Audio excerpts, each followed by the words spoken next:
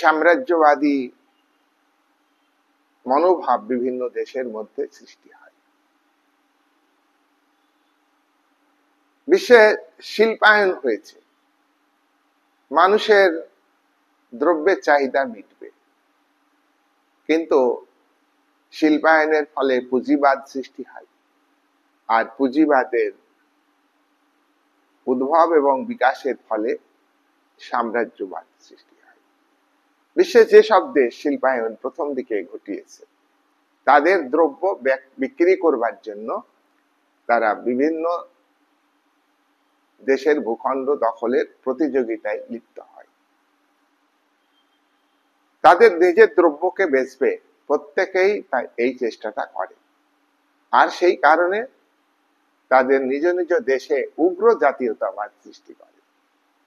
প্রত্যেকটা রাষ্ট্রের সরকার, প্রত্যেকটা রাষ্ট্রের শাসক পুঁজিবাদের বিকাশের ফলে শিল্পজাত দ্রব্য ব্যাপক পরিমাণে উৎপাদন হচ্ছে, অথচ দেশের মানুষ অধিকাংশ শ্রমজীবী, তাদের দ্রব্য কেনার ক্ষমতা কম, তখন তারা সেই দ্রব্য বিদেশের বাজারে বিক্রি করবে। সেই কারণে তারা বিভিন্ন ভূখণ্ড দখলের চেষ্টা করে।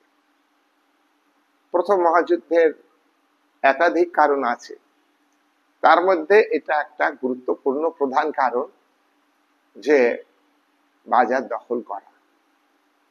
তাহলে এই বাজার দখলটা হলো শিল্পায়ন।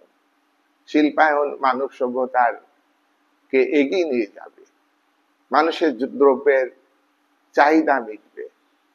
সামন্ততান্ত্রিক অর্থনীতি মানুষের জীবনে যে কষ্ট দুঃখ দিয়েছিল, আর্থিক সচ্ছলতার অভাব ছিল, তা সেই জায়গায় আর্থিক সচ্ছলতা ফিরিয়ে আনবে এই বলে পুঁজিপতিরা, শিল্পপতিরা শিল্পায়ন ঘটে এবং দেশের সরকার সমর্থন করে, আর পুঁজিতান্ত্রিক অর্থনীতিকে প্রতিষ্ঠিত করে। অ্যাডাম স্মিথ তার দি ওয়েলথ অফ নেশনস গ্রন্থে অবাধ ব্যবসা বাণিজ্যের কথা বলেছিলেন। শিল্প সংরক্ষণ নীতি প্রত্যেকটা দেশ পুঁজি বিনিয়োগের সুযোগ করে দেবে।